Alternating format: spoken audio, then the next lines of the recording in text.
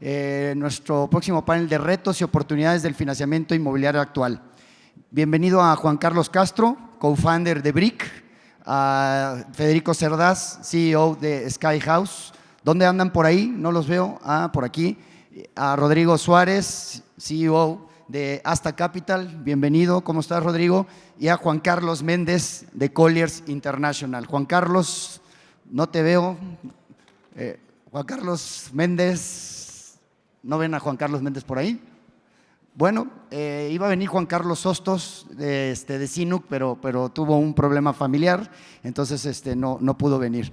Juan Carlos Méndez, ¿no lo vieron ustedes por ahí tampoco? ¿Alguien le habla a Juan Carlos de Colliers? Bueno, mientras tanto, en lo que llega, pues quiero agradecer a la presencia de Jorge Paz de Cushman & Wakefield. Jorge, no sé por dónde andas. Jorge, tampoco está Jorge. Bueno, muy bien. Bueno, Juan Carlos Méndez, un aplauso para Juan Carlos Méndez, que hace su entrada triunfal. Muchísimas gracias. Este panel muy interesante de financiamiento. Y tienes micrófono. Muy bien. Listo, Súbete, pues Nacho. los dejo. Nacho, súbete. Nos sobra uno, ven. Bueno. Que esperar, entonces. ¿Qué tal? Buen día a todos. Muchas gracias, Érico, por la invitación. Y bueno, pues el día de hoy vamos a hablar de un panel, diría yo, de un tema por demás interesante, retos y oportunidades en el financiamiento inmobiliario actual. Y hoy contamos con un panel de expertos de lujo para poder abordar este tema desde diferentes perspectivas. Nos acompaña con nosotros Federico Cerdás, Fede, CEO de Sky House.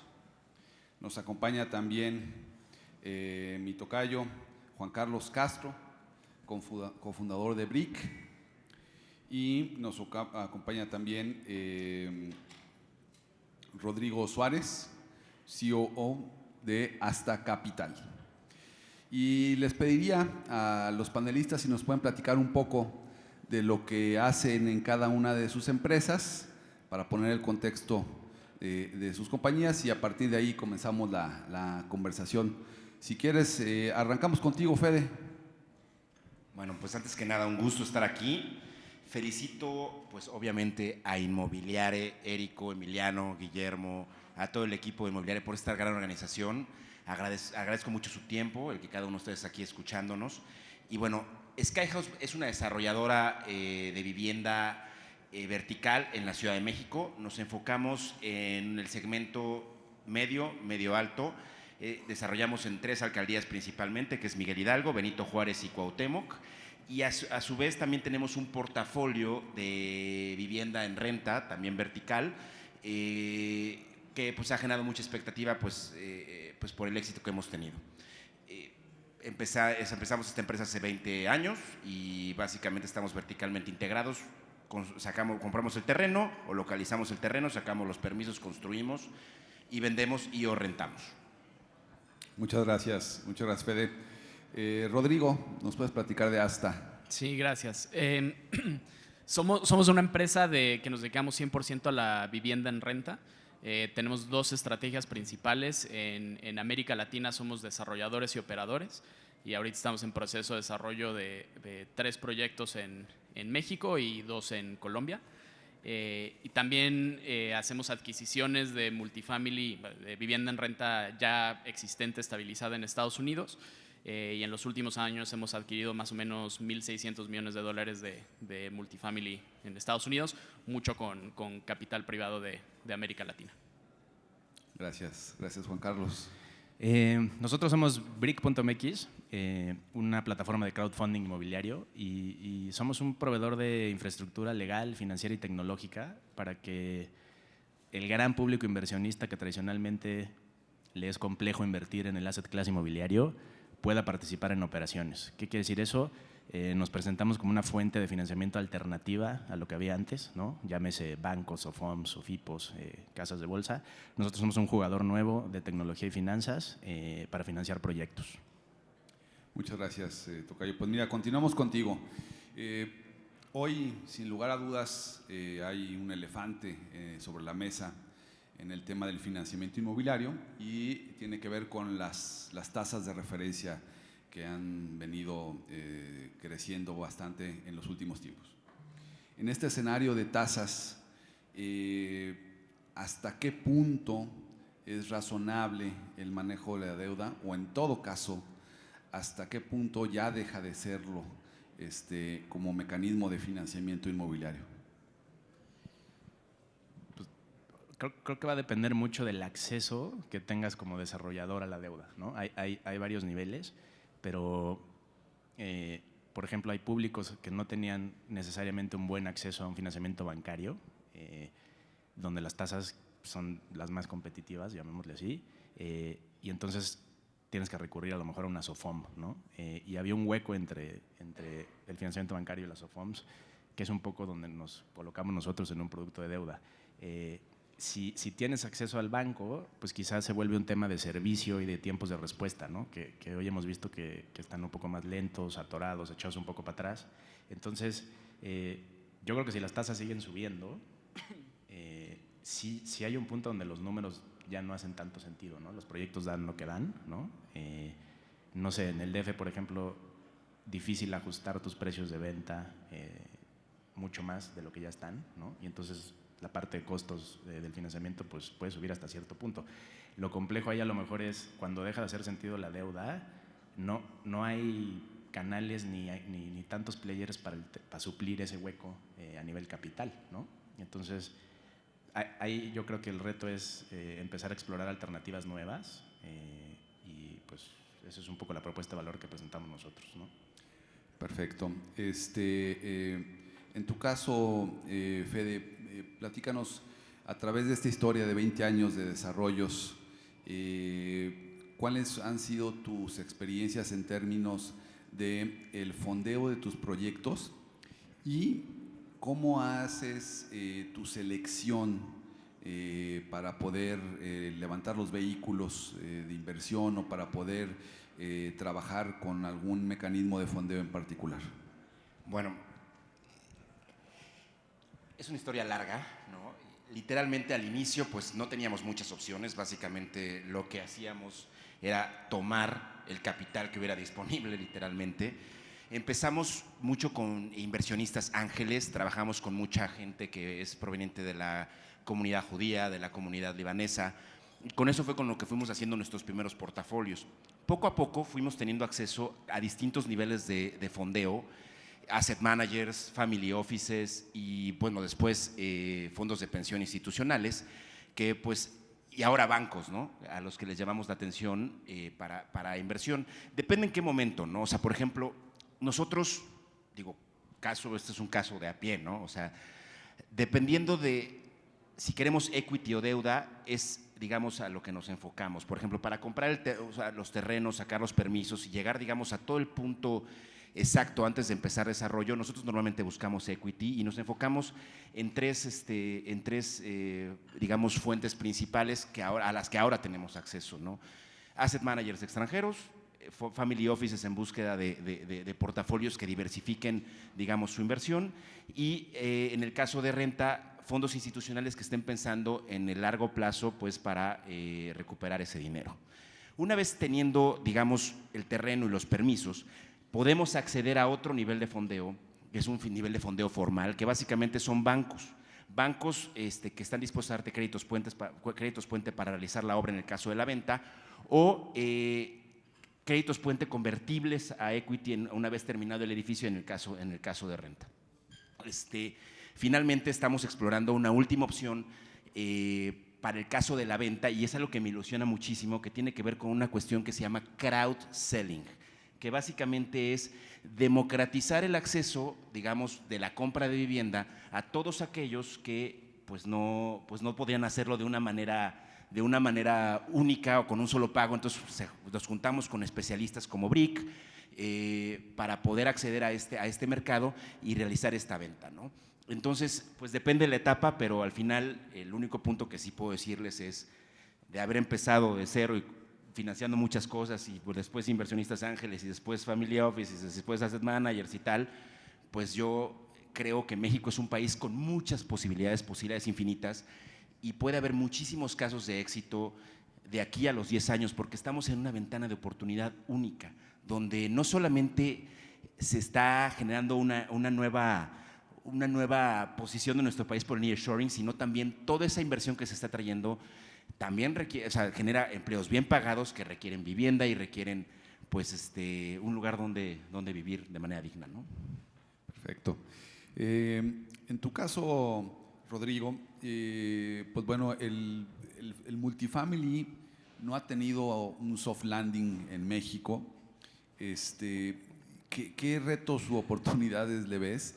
Y sobre todo en términos de levantamiento de capital para los proyectos, ¿cómo ves el apetito de los inversionistas para este tipo de proyectos? Sí, lo que pasa con multifamily es, estamos en un mercado, y no solo México, sino América Latina, donde la vivienda que se produce un poquito a base de preventas y requiere de muy poquito capital, ¿no?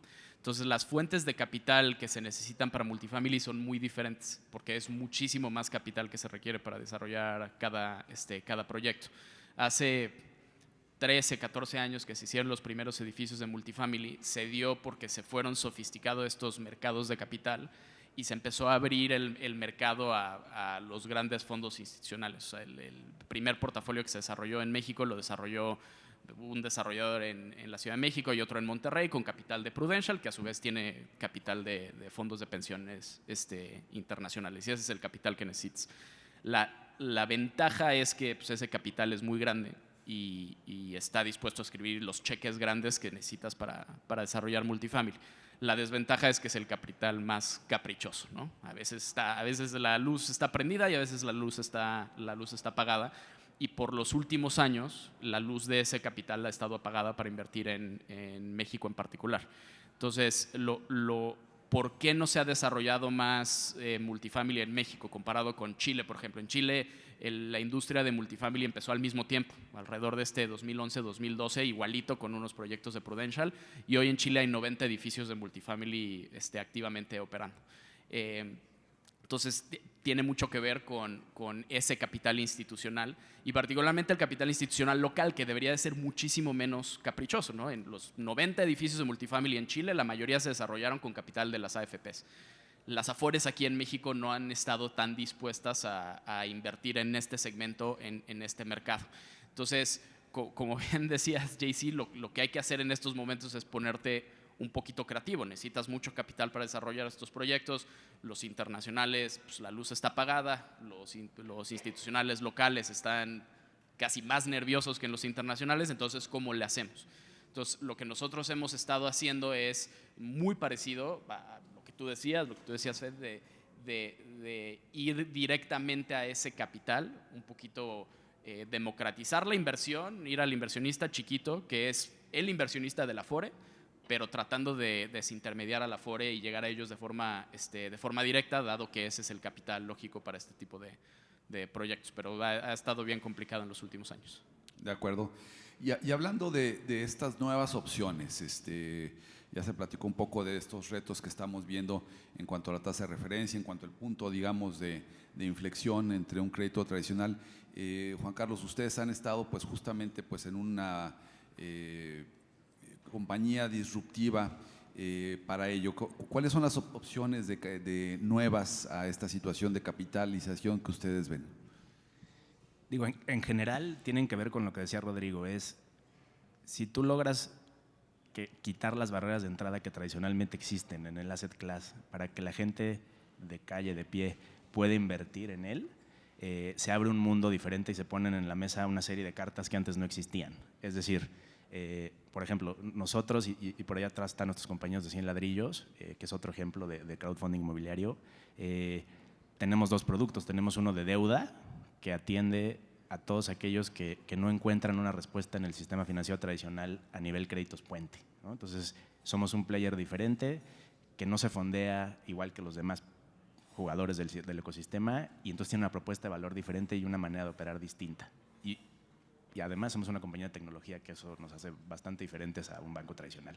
Y en el lado de equity, pues tenemos la capacidad de agrupar a mucha gente en una sola posición para participar directo en proyectos, lo que hace que tengas una sola contraparte, es decir, todos agrupados en una sola figura, como si tuvieras un gran socio, un representante común de toda esta gente, y ese capital entra al proyecto. Entonces, del otro lado tienes un país de 120 millones de personas con poco acceso a invertir, ¿no?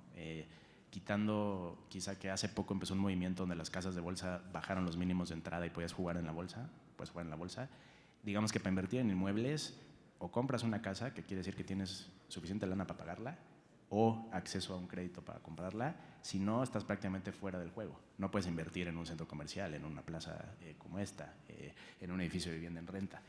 Y hay un apetito y un top of mind en México y Latinoamérica en general por invertir en ladrillos.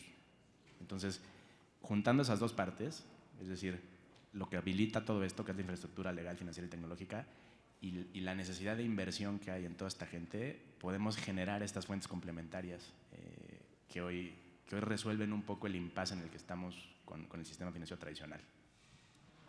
Sí, el cambio cultural de las generaciones nuevas me parece muy interesante, porque en mi época, pues sin lugar a dudas que era un objetivo de vida el poder pensar en hacer un patrimonio inmobiliario. Hoy las nuevas generaciones valoran distinto sus posibilidades de inversión, sus posibilidades de generar rentabilidad de sus ingresos, y ahí hacia el multifamily, ¿cómo ves esta tendencia y cómo ves que esto pueda dar impulso a ese modelo de negocio? Eso es una pregunta que nos hacen muchísimo, y hay gente que piensa que el multifamily funciona porque los millennials y Gen Z ya no quieren comprar una casa y solo viven de experiencias y todos vamos a andar en Uber y rentando por el resto de nuestras vidas. La realidad es que eso no es la realidad, y bien lo dijo Gene hace rato, ¿no? La gente sigue comprando vivienda, y él lo dijo específicamente. ¿Cuándo compra la gente la vivienda? Cuando tiene su primer hijo. Pero ¿qué es lo que ha estado pasando en México? Que la edad promedio cuando tienes tu primer hijo se ha incrementado y se seguirá incrementando. Tal vez antes tenías tu primer hijo a los 25 años y entonces te daba muy bien para salir de casa de tus papás a comprarte tu primera vivienda. Pero ahorita, en esta generación, ya que tienes tu primer hijo a los 32, 35, 37 años, pues hay un universo muy grande, o sea, un periodo de vida diferente donde ya no estás viviendo en casa de tus papás y todavía no te compras tu primera vivienda. Y eso es el periodo donde la vivienda en renta entra. Y lo vemos, o sea, no estamos inventándonos nada, eso es exactamente lo que pasó en Estados Unidos. No es que en Estados Unidos la gente ya no compra casas, y por eso la vivienda en renta es una industria donde hay 300,000 millones de dólares de transacciones todos los años. Lo que pasó en Estados Unidos es que a partir de los 60, 70, 80, la edad promedio de ese primer hijo también se incrementó y se abrió esta nueva posibilidad, además de que hay muchísima movilidad entre ciudades, etcétera, etcétera. Pero el American Dream sigue siendo tener tu propia casa. Y el home ownership rate en Estados Unidos, un poquito más, un poquito menos, pero se mantiene. La gente sigue comprando casas. Entonces, multifamily no funciona porque la gente ya no quiere comprar casas. Multifamily funciona porque la gente está comprando casas más tardes y se abre esta nueva ventana donde la gente no se va a ir a vivir bajo de un puente. Tiene que vivir en algún lado y lo que va a hacer es rentar. Fede, tú has estado en los dos segmentos. ¿Cuál ha sido tu experiencia, renta versus venta en Ciudad de México? Depende de la edad de tu cliente, ¿no? Coincido con lo que dice Rodrigo. O sea, no es que el millennial no quiera comprar vivienda, simplemente pues ahora pues tardamos más en casarnos, tener hijos y demás, y eso pues no nos obliga a tener una vivienda. Pues antes puedes rentar y tener acceso a amenities, otro tipo de cosas que busca pues una persona que es soltera, ¿no? Yo creo que ambos segmentos son muy buenos, ¿ok? El de vivienda en venta, por ejemplo, es muy bueno porque hay un hueco inmenso en la producción de vivienda nueva. Por lo menos en la Ciudad de México se detuvo la producción de vivienda nueva. El inventario que existe de vivienda nueva es muy bajo. Entonces, los que tenemos el inventario son los que hemos vendido. Un ejemplo, por ejemplo. Tenemos un desarrollo que acabamos de demoler la casa, ubicado en la del Valle. No hemos puesto una sola piedra y me siento como si estuviera en el 2016. Llevamos vendidas 26 unidades de 46, o sea, más de la mitad de papel. ¿Me explico? Y eso a lo que me lleva a ver es que la demanda está, la gente quiere vivir bien y son viviendas de 7 millones de pesos, 7 millones 500, o sea, no crees que no estamos hablando de la vivienda de 800,000, de a millón. Sí hay demanda por buena vivienda y la gente está dispuesta a hacer compromisos a mediano plazo para poderlas comprar. Eso es en el sector venta. En el sector multifamily, por lo menos en la Ciudad de México, también hay una gran área de oportunidad porque, pues digo, no van a dejar mentir, nadie le ha pegado. Seguimos copiando un modelo de multifamily o vivienda vertical en renta americano que no muchas veces se adapta, uno, a las necesidades del cliente, digamos, mexicano, y dos, a la apertura gubernamental para, digamos, aprobar ese tipo de desarrollos, ¿no? Digo, entiendo que pues como administrador es mucho más sencillo tener 300, 400 unidades en un solo edificio. No nada más la ejecución es más sencilla, pero también la administración. Pero por lo menos la ciudad no tiene ya, digamos, apertura para ese tipo de desarrollos e inclusive los vecinos están sobre ese tipo de desarrollos que pueden llegar a ser dañinos en ciertas zonas y en ciertas colonias, pues por una cuestión de impacto vial o algunas cuestiones de impacto urbano, etcétera, etcétera. Entonces es ahí donde un nuevo modelo de negocio más parecido a un shadow market es donde tiene muchísimo sentido, ¿no? El asunto es que pues para poder realizar ese modelo de vivienda en renta se requiere una capacidad de ejecución altísima. Ahorita, antes de que pasáramos nosotros, pasó una persona que nos explicaba la importancia de mantener los costos en control, tener un buen proyecto ejecutivo. Es el único modo de lograr un portafolio shadow market con 500 unidades repartidas en 10, 15 desarrollos, es tener la capacidad de administrar tu ejecución de una manera eficiente. Entonces, eso no todo el mundo lo tiene, porque la mayor parte de las veces lo que sucede en esto es quien baja el dinero es un financiero, ese financiero va, subcontrata todo y eso eleva costos y lo vuelve pues muy difícil como de operar. Cuando la visión es constructiva, creo que eso permite pues digamos, poder operar esos distintos sitios de manera celular de una forma mucho más sencilla, ¿no? Pero pensar en un multifamily, digamos, más fragmentado, con el mismo número de unidades, es como creo que la tendencia que por lo menos yo vería en los siguientes 10 años ya ejecutando y con portafolios exitosos en este segmento. Que eso ya más o menos está pasando y sí es un cambio muy grande, ¿no? Cuando empezamos a hacer multifamily en América Latina hace 12 años, esa era más o menos la regla de dedo de que necesitas suficiente escala en un proyecto por la parte de la administración y tenía que ver con las eficiencias o ineficiencias de la parte operativa.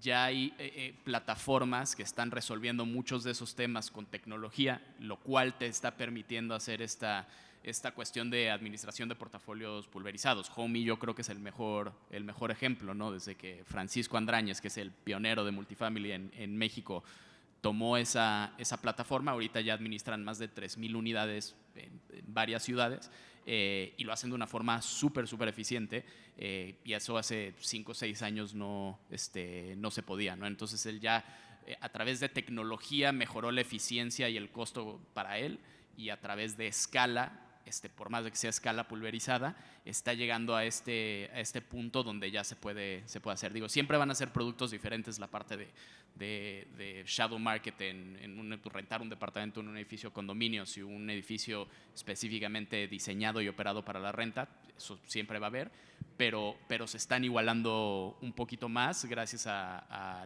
las nuevas tecnologías.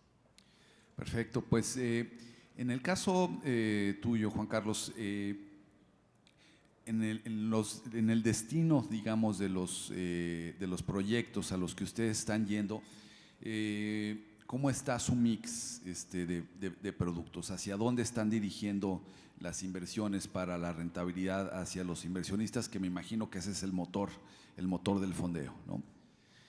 Pues hoy principalmente estamos buscando, porque es algo que nos pide mucho el inversionista, producto de vivienda en venta. y el instrumento de deuda que usamos para fondear, que es una especie de crédito puente, es muy exitoso a nivel inversionistas.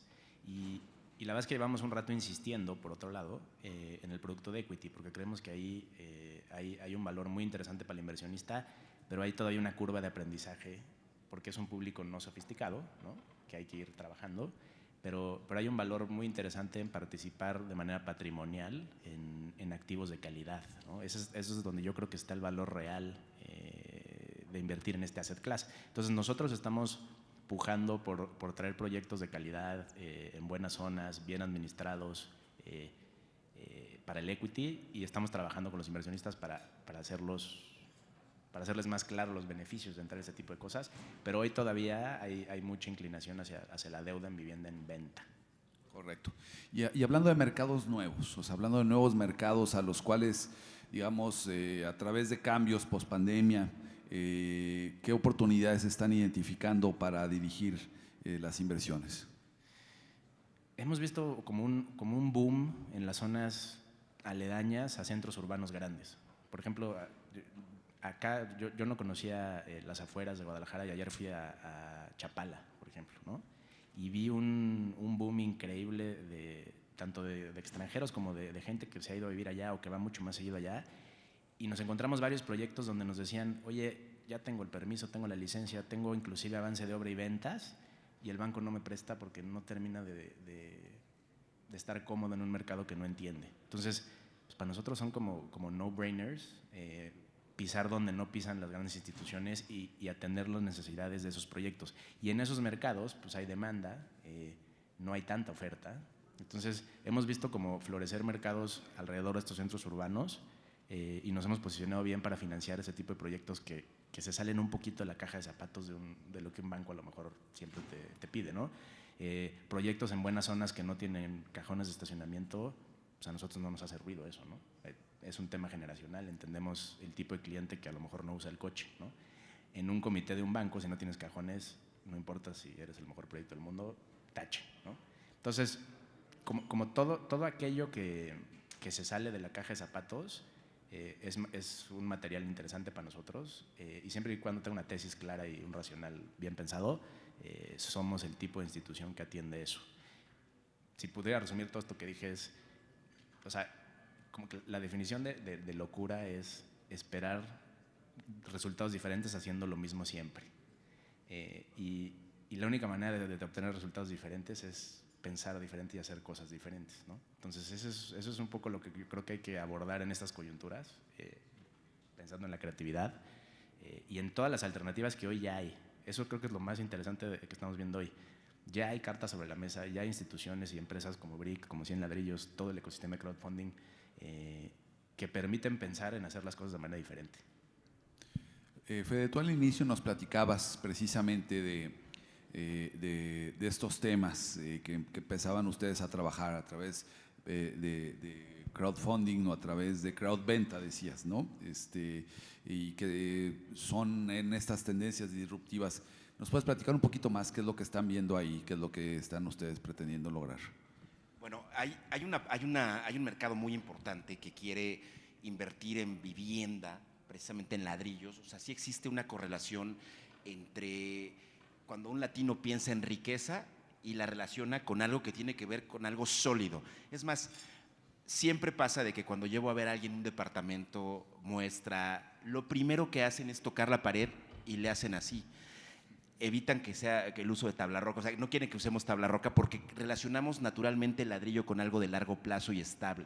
Entonces, hay mucha gente que quiere invertir, que antes no podía invertir porque pues no había ningún vehículo que permitiera a estas personas meter sus 1,000, 50,000, 20,000, lo que tuvieran disponibles en algún bien raíz. Hoy en día, pues sí hay un universo de compañías de crowdfunding que le permiten acceder a ese pequeño inversionista, meterlo en un pool más grande y acceder a oportunidades, mejores descuentos, mejores rendimientos en desarrollos pues bien ubicados, con ciertas características y con la calidad necesaria pues para que pues pueda tener esa durabilidad y ese retorno que se espera en el mediano y largo plazo, ¿no? Perfecto. Hablando del multifamily, y ya decías tú, Rodrigo, pues la envergadura de los proyectos, el tamaño de la inversión, el sistema de fondeo generalmente o típicamente ha venido a través de estos fondos de pensiones y demás. ¿Cómo ustedes ven la importancia, por ejemplo, cualitativa de la selección del partner, ¿no? O sea, ¿cómo ustedes hacen ese screening para poder, porque van a ir de la mano, pues ahora sí que en un proyecto a través de los años, a través del tiempo? Y bueno, todos sabemos que pues en el mundo hay mucho dinero disponible, interesado en entrar, pero ¿cómo es que ustedes trabajan en las conexiones correctas? Sí, esa parte es fundamental, y otra vez lo que necesitas estamos en el negocio inmobiliario, son proyectos de largo plazo, ¿no? Tardas mucho en conseguir el proyecto, tardas mucho en ejecutarlo, entonces estas cuestiones en un país volátil, un proyecto de largo plazo, pues necesitas un socio que te vaya a acompañar en esos altos y bajos, y que no se asuste y te desenchufe, ¿no? Y esa es la parte que siempre ha sido difícil con capital institucional internacional, y por eso nosotros estamos muy convencidos de que para los proyectos de inmobiliarios en general el mejor capital es el institucional local, ¿no? Eso lo vemos en todos los mercados. Se tienen que desarrollar estas industrias con el capital institucional local. Eso es de mucha educación y llevarlos de las manos. También, o sea, se necesitan historias de éxito para poder demostrarle a estos institucionales que funciona y funciona bien en corto, largo plazo. Tenemos la suerte en nuestra industria que hay grupos como, pues ahí está Gus de Nomad y CCLA, que tienen 9 proyectos de multifamily institucional en proceso de construcción que se van a estar entregando en los próximos años, ya una nueva generación de producto bien diseñada, bien operada, que nosotros creemos que van a ser estas historias de éxito, y lo hemos visto muchísimas veces, ¿no? Solo necesitas los primeros 2 o 3 proyectos que funcione, y es como el silbatito que solo escuchan los perros, igual es el silbatito que solo escuchan los inversionistas institucionales, y luego todo el mundo quiere entrar. Entonces, seguir trabajando en la industria para generar esas historias de éxito, para eventualmente tener una industria, lo que ahorita no tenemos. Ahorita tenemos algunos edificios, y lo que queremos generar es una nueva industria. Perfecto. Hacia adelante y hacia el cliente final, pues bueno, una vez más, las tasas han estado creciendo, la inflación también, y tanto Federico como en este caso Juan Carlos han hablado pues del éxito que han tenido en los proyectos a la venta. Mucho del motor de la venta pues está bien el propio financiamiento del potencial comprador, ¿no? ¿Cómo ven esta situación en cuanto a el reto que significa esta nueva realidad para el cliente final? Y cómo están pensando o trabajando en solventarla hacia adelante. Digo, en mi caso, yo coincido mucho con la visión de que somos un país que tiene un déficit de vivienda. Entiendo que habrá un incremento en tasas, entiendo que pues, bueno, ha habido inflación, entiendo que hay muchos temas económicos, siempre hay turbulencia, toda la vida. 94 no sé qué pasó, 2000 no sé qué pasó, 2006, 2009. O sea, si nos ponemos a pensar en todos los peros, pues mejor levantémonos y vamos a echar una cheve todos, porque no hay nada que hacer aquí. Yo creo que al final la demanda de vivienda existe, tanto para venta como para renta. Lo importante es tener claro cuál es tu modelo de negocio, cuál es el producto que tú entregas a tu cliente final, ¿no? La calidad con la que construyes, las ubicaciones, cuál es tu tesis de negocio, si hace sentido o no hace sentido. Una cosa es que digo, todo el mundo cuando va con un inversionista, pues en el Excel todo suena muy bonito, ¿no? O sea, tú lo lees y bueno, cuadra perfecto. El asunto es que ese Excel realmente tenga esa experiencia de campo y contenga los requisitos que tu cliente quiere. Yo estoy seguro, sin importar si construyes en la Ciudad de México, en Guadalajara, Cancún, cualquier parte de México, si tú entregas un producto con calidad y bien ubicado, con un buen diseño, lo vas a vender o lo vas a rentar sin problema. Estoy seguro de eso. Todos aquellos que me dicen, es que no vendo y es que no he logrado acceder a tal inversión.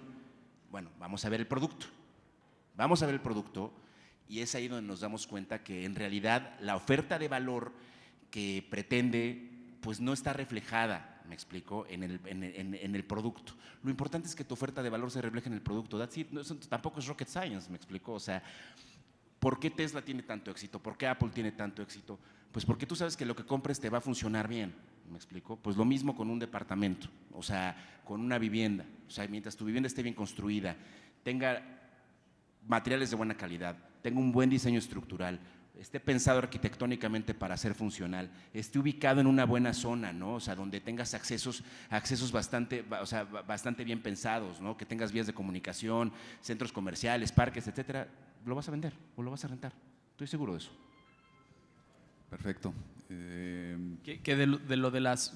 Yo, más por curioso, que no soy experto en hipotecas, pero tengo entendido que las tasas hipotecarias tampoco han subido tanto porque el pricing es de la curva de largo plazo y por más de que suben en el corto plazo, en el largo plazo… Digo, comparado con el 2012, o sea, digo, siguen estando mucho más baratas, o sea, somos un poco fatalistas, ¿no? Ese es el tema, ¿no? Así, oye, no, es que vienen las tasas y ya valió, ¿no? Ya eso baja… Oye, es que este tipo en la mañanera salió y dijo algo. Sí, está bien, o sea, México es mucho más que una tasa de interés, mucho más que una mañanera. Somos 130 millones de personas con necesidades de vivienda, de servicios, de centros comerciales, de parques industriales, etcétera, etcétera. O sea, mientras tu producto esté bien hecho, se va a colocar. Continuando con el tema del producto, hablando del multifamily, hemos visto a recientes fechas modelos de diferentes tipos, desde modelos de 6 metros cuadrados hasta modelos de 34, 15. ¿Dónde ustedes están viendo el sweet spot? Sí, y eso a nosotros nos encanta porque pues, obviamente hay producto para todos y hay clientes para cualquier producto. Hay ciertos desarrolladores haciendo una apuesta más en esto, co-living o microunidades.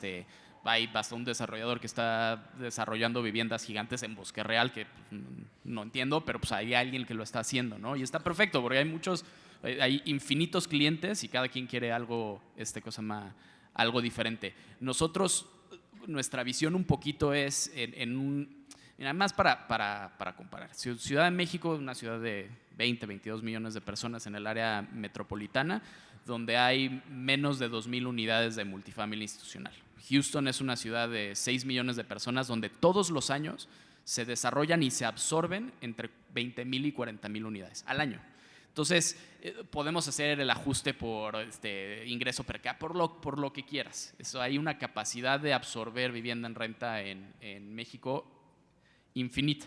Y eso es de todos los colores y todos los sabores. Pero dado que estamos tan en las primeras entradas de esta industria, nosotros creemos que es prematuro hacer una especialización. Justo el otro día, la semana pasada, tenía una conversación con alguien acerca de vivienda para estudiantes. Y me decía, ¿por qué en México no estamos desarrollando vivienda para estudiantes cuando en otros mercados funciona súper bien?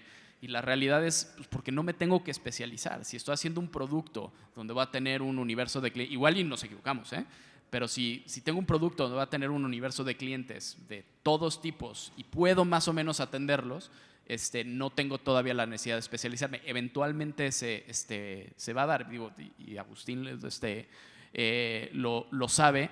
En el portafolio de Nomad, que antes era de Prudential, había un edificio en Santa Fe, Nomad Santa Fe, 333 unidades, y más o menos siempre estaban el 20% rentadas a estudiantes del TEC y de la Ibero.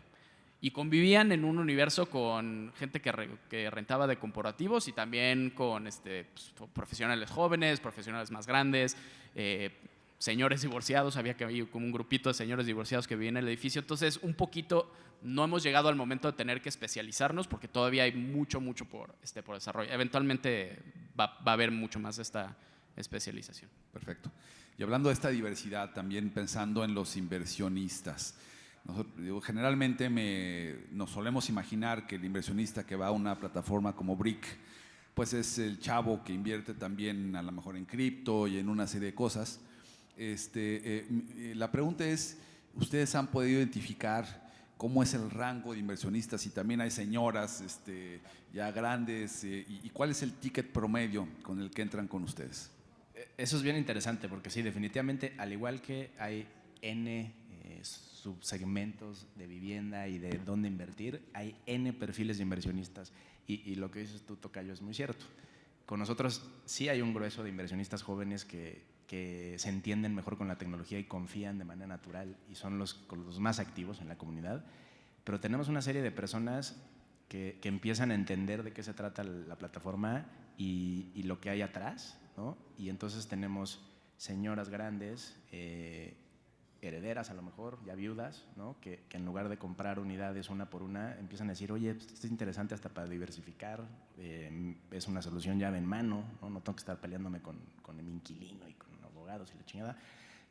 Tenemos profesionistas que invierten con nosotros, gente que trabaja en fondos, en casas de bolsa, que a lo mejor ve y estructura grandes deals como Secades y todo ese mundo, pero jamás ha invertido de su lana personal en esos deals, pasan por su escritorio. Ahí tenemos un grueso de gente que empieza a entender lo que hacemos.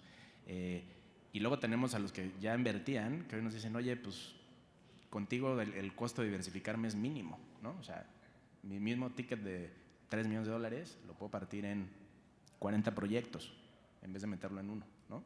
Entonces, sí es muy amplio el abanico. Creo que ahí hay una distinción y un cambio de paradigma, ¿no? La verdad es que tú lo pusiste de manera muy, muy amable, que la luz se prende y se apaga, ¿no? La neta es que el mundo tradicional de inversiones son más como manadas, ¿no? De pronto todos jalan para acá y muchos ni entendieron por qué, pero ahí están, taca, taca, taca, taca. Y en cambio, cuando rompes eso, te encuentras con la diversidad de inversionistas que hay, que puedes hacer match siempre y cuando esté lo que decía Fede, producto de calidad de los dos lados, financiero y inmobiliario. Hay un mercado muy amplio para hacer match, ¿no? Y hoy podemos que hacer por match. cierto es el mismo inversionista. Eso es la parte que a mí me interesa tanto de plataformas como las tuyas, es los grandes fondos de capital mexicanos internacionales son los fondos de pensiones. Los fondos de pensiones canadienses o los fondos de pensiones chilenos o los colombianos.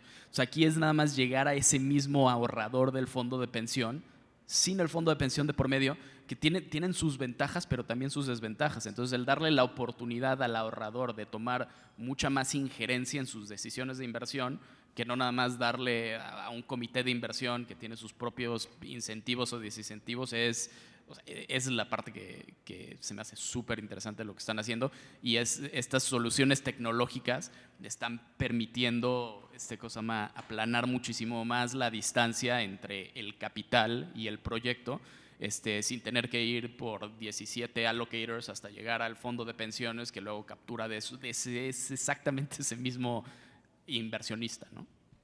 Perfecto, pues muchas gracias. Quisiera destinar los últimos 5 minutos a preguntas de nuestra audiencia para el panel. ¿Algún valiente por ahí? ¿Alguien que tenga alguna pregunta? No, bueno, yo te quiero hacer una pregunta, Juan Carlos. Más o menos dinos los montos de los inversionistas que tienes en Brick, ¿sí? Que eso es muy importante para saber el músculo que tiene Brick, y además comparado también con las otras crowdfunding, aunque pues, los de 100 ladrillos estén ahí distraídos, aprovecha. A ver, esa pregunta me encanta porque la verdad es que es la cuenta con la que me voy a dormir todos los días y me deja tranquilo de lo que hago todos los días. Nosotros hoy, con una base de 15,000 inversionistas, hemos levantado con tickets tan bajos como 500 pesos, ¿no? O sea, ese es el mínimo de entrada para un inversionista en la página, $55 millones.